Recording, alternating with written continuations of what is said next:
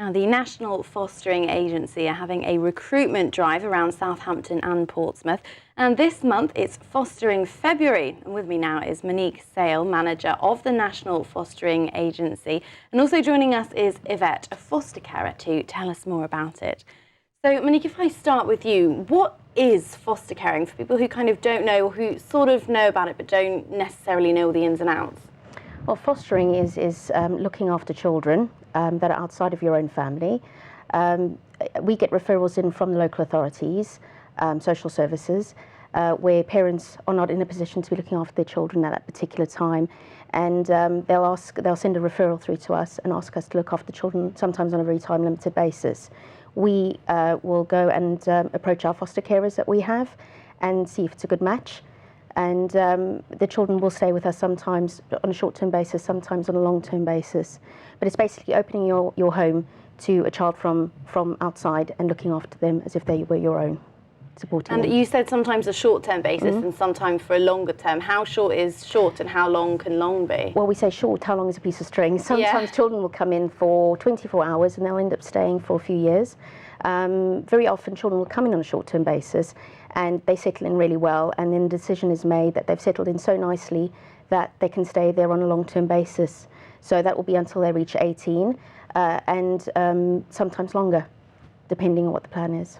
Okay, and why is there a particular need for foster carers at the moment? Various different reasons. I think we've always had a very high need for foster carers. There's a 10,000 shortage across the country.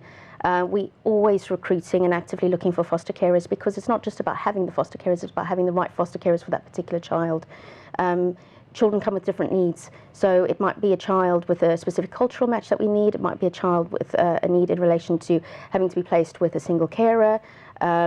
So we're always looking for carers.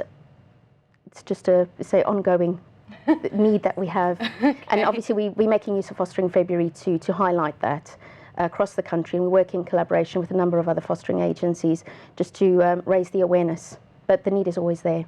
I see. And Yvette, you decided a few years ago to become a foster carer. That's correct. What kind of prompted you into that? My children had everything they wanted, but we always had a house full of children. They would come for a night and then stay a few days and then a week. As they got older, we missed that. And we thought we could do something for children, and also it showed my family how much they had and how little their other children haven't got.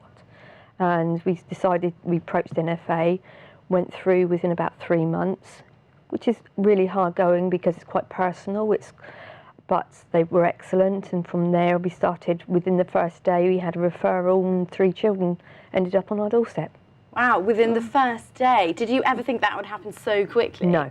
No. So perhaps on the first day you were a little bit, maybe taken aback that it had sort of all just happened. Yes, we were. I mean, I remember the first night crying my eyes out thinking how I'm going to cope. But within a week they've just fitted in. We still have the two girls now, 4 years later. Wow, so the first ones that arrived on your doorstep, they've stayed with you for 4 years now? Yes. And what's it been like having them with you? Just become part of our family, really. We're very lucky ones. We do actually have a good relationship with their mum as well. And the little boy that is their brother, we still see. We also get on very well with the 8-year-old we have now, who's got complex needs.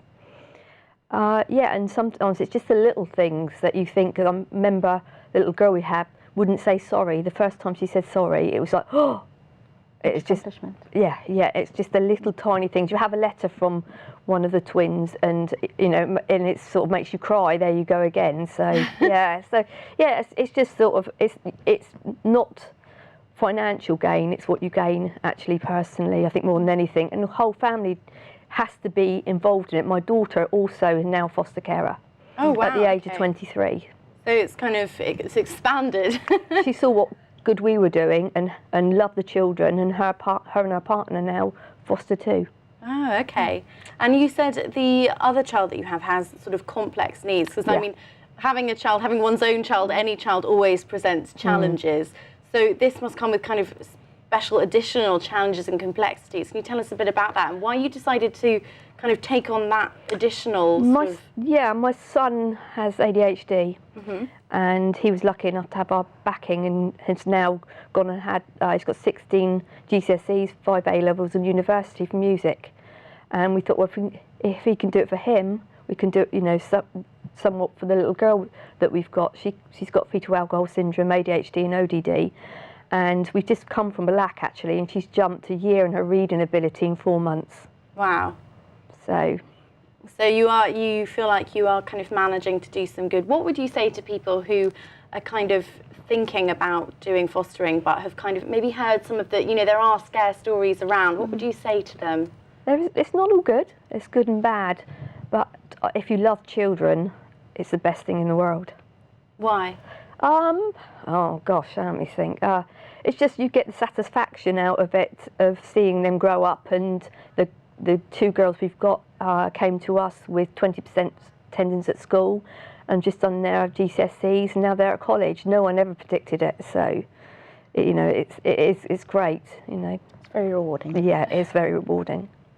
Well, ladies, thank you so much both for coming in. Yvette, keep up the good work. I mean, well done.